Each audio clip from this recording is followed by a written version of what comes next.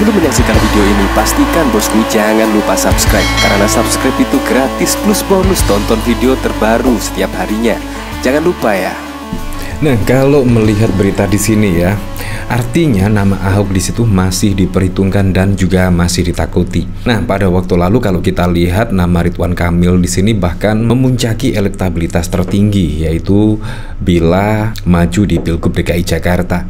Ya memang pada waktu lalu kalau kita lihat, yaitu nama Anies Baswedan maju sebagai calon presiden pada Pilpres 2024, dan bahkan juga Ahok masih menduduki atau masih menjabat di Komisaris Utama Pertamina. Nah, di situ akhirnya nama Ridwan Kamil pun melejit dan mempunyai elektabilitas yang cukup tinggi bila dibandingkan dengan nama-nama besar lainnya seperti Ahok dan bahkan juga Anies Baswedan. Ya memang di sini sangat mengejutkan sekali, tiba-tiba Ahok berhenti atau mengundurkan diri dari Komisaris Utama PT Pertamina, dan bahkan juga yang lebih mengejutkan Anies Baswedan.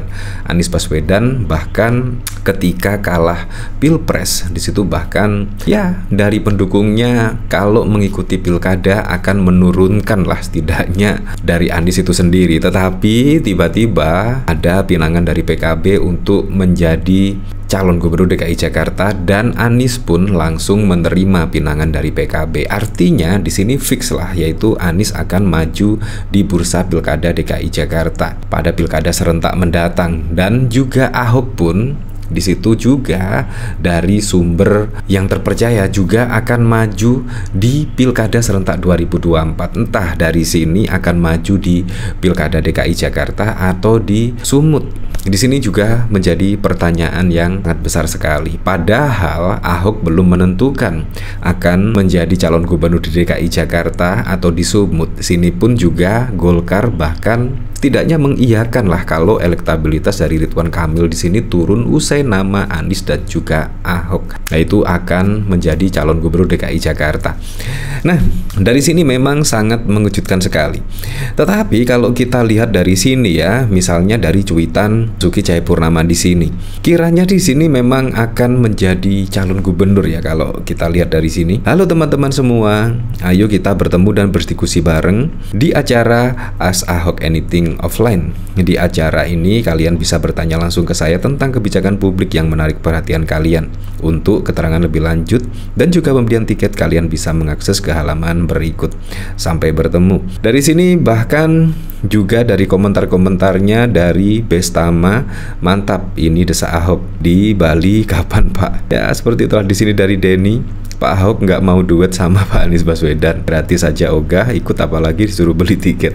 Pasti obrolannya tak mulu. Kalau diskusi sama Ahok bikin kesal dan jawabannya nggak nyambung, lagian orangnya emosian. Ya seperti itulah teman baik Pak Presiden Jokowi, dan terbukti Pak Jokowi bisa kerja.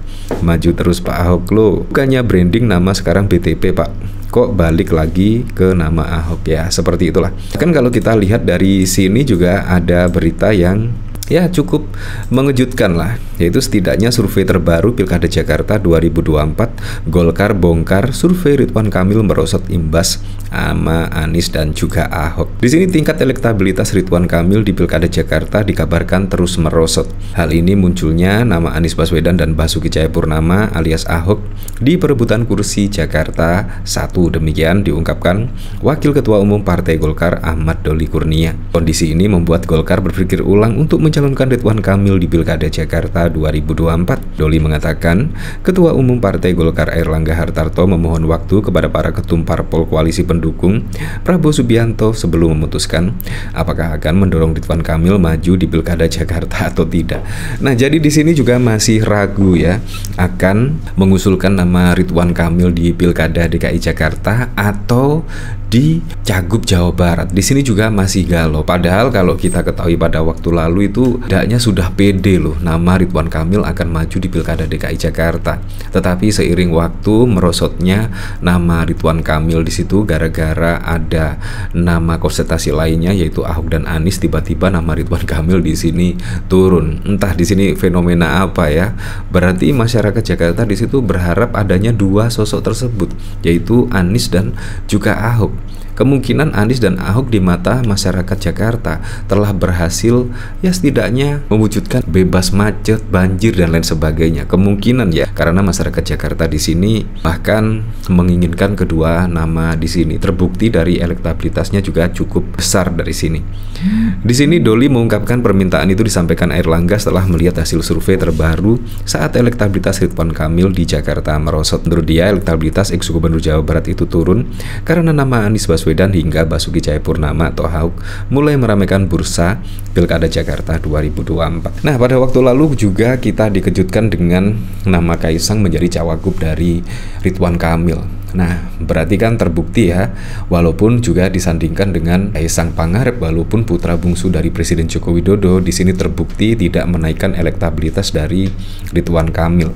Nah, jadi memang ya perlu dipikir-pikir ulang lah di sini. Perlu pertimbangan politik seperti apa untuk pemenangan pada Pilkada DKI Jakarta 2024. Apalagi ditambah pada waktu lalu dari pengakuan PKS, di situ bahkan juga ditawari menjadi cawagup oleh koalisi Pak Prabowo Gibran. Nah, dari sini saya juga penasaran ya, kira-kira komentarnya seperti apa ya di sini. Di sini dari cuitan CNN Indonesia, Golkar elektabilitas Ridwan Kamil di Jakarta turun usai muncul nama Anies dan Ahok. Di sini dari Jody Jo, kirain di Jabar juga bisa ada Transjakarta, padahal ngarep banget biar ongkos kerja jadi hemat. Di sini dari Putra 80, gimana nggak turun di Bandung aja nggak bisa buat kebijakan untuk transportasi umum. Di sini dari Milenial Kritis, prestasi RK di Jabar apa? Di sini dari Cak Manan, Lawong, memang orang Jabar mau ke Jakarta. Di sini dari Road Remote, iyalah nanti di Jakarta ada masjid yang lebih besar dari Masjidil Haram. Ya seperti itulah. Jadi memang sangat ya pasti akan ada manuver-manuver ya di situ.